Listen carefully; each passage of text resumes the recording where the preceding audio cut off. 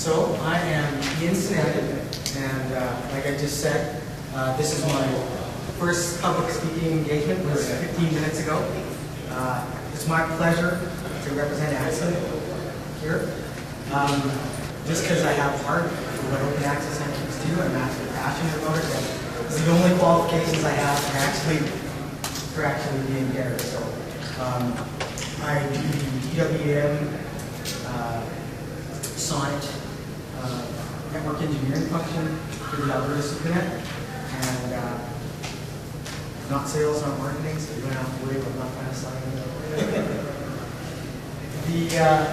The Alberta SuperNet, so most people wanted to know what it is. Does anyone here know anything about Alberta, or even where it is?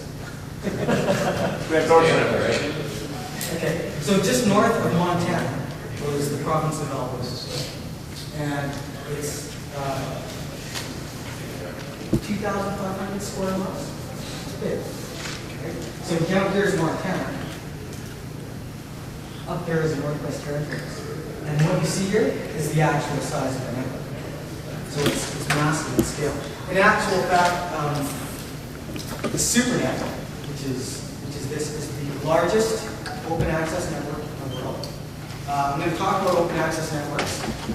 They take on a few different flavors. This is a rural example of an open access network. When we get into it, you'll see you can only do an open access network in an environment where the government sees it as something that they want. Because you can't do anything like this on that kind of scale without government support. So, the lessons learned from my last presentation is I'm going to tell you a little bit about the SuperNet, its geography, what it consists of, and then we're going to talk about open access networks, because that's really the key thing to get in this. The MPLS, DWDM, that's easy compared to the business model, and when it comes to pricing, if you see the non-disclosure that I signed when I started working here, I have to give up my first job, so I can't talk too much about the actual pricing. I will, stuff you can get on the internet I can talk about. But the business model is actually unique, changes a little bit no matter where you go, differs urban versus rural. When you look at this and you see the vastness of the province, that's fiber, which is huge, right? 429 communities are served by fiber and wireless. There's a couple of spots, in particular this one right here, and we try not to use wireless because of the type of bandwidth that we sell. But in some, like most anyone knows, there's some places you just can't catch fiber. That's remote Muscat up there in Canada. Yeah, no other place. Up till recently, that little section here was the longest wireless shot in North America. And for the life of me, I can't remember how far it is, but it's home. It's a long way. But probably 85 to 90% of that network you see there is fiber. And where it's wireless would be fiber here, and then these 4 communities would come in wireless. It's a full MPLS backbone. So just like your local area network, you know, will have your WAN, sorry. You have your customer edge, your aggregation, your label edge network, and then our core. The GXRs are actually maybe in here.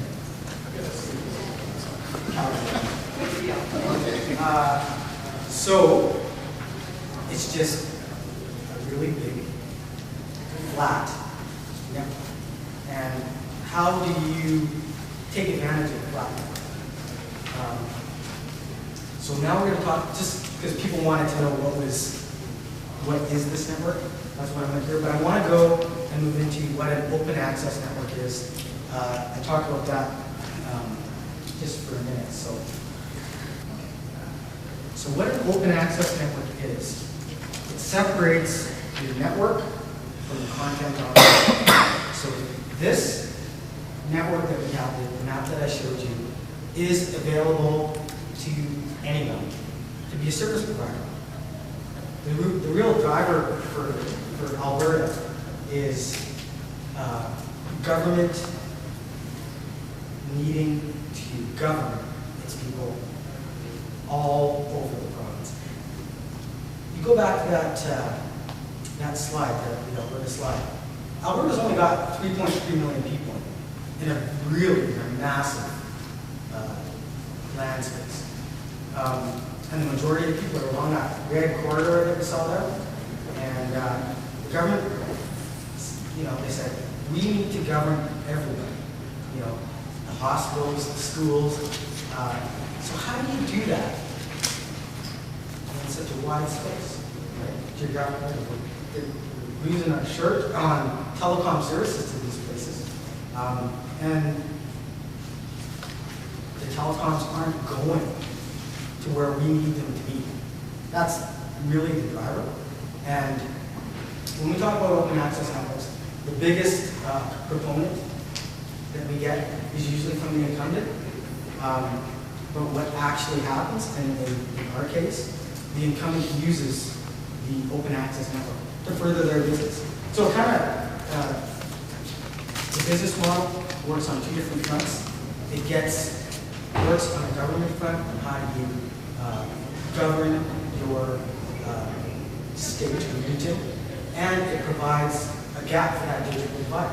Like, IP really does change how we deliver content.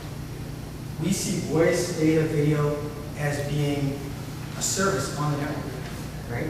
So when you have an open access network, you have a network and it's pulled apart. We don't compete with our Telus, sorry, you guys really know who that is. We don't compete with other ISPs, other cable companies. We don't have content on the SuperNet. We manage the network. We make our money on bandwidth and network type services, right? So this is actually a key component to an open access network is that you've got to separate the network from the services on the network. And what was really interesting from the last week was the hardest thing to get is that it's flat nature. So no matter where you are on this network, it's going to cost you the same for bandwidth as it does for the guys in the big cities, which is not costing them. The distance of that community is what governments want for the vitalization of the community. Now, as a reference material, I pulled this off, and it's local open access networks for municipalities. This is a World Bank Organization document. And the only reason why I put it in there is they talk about the same things that I'm talking about, but it's a third party source. So it's nice to know that somebody else has looked at this stuff and said there's value in open access networks, it bridges the digital divide. Having broadband to your community is a vital economic source, right? And people in Africa are saying it's vital to our community economic growth. In North America, it's the same thing. The only difference is in open access networks in North America, we have the cable companies here. In other parts of the world, you don't have that, right? So the digital divide isn't as graphic, right? It's not as painful, but it still exists, right?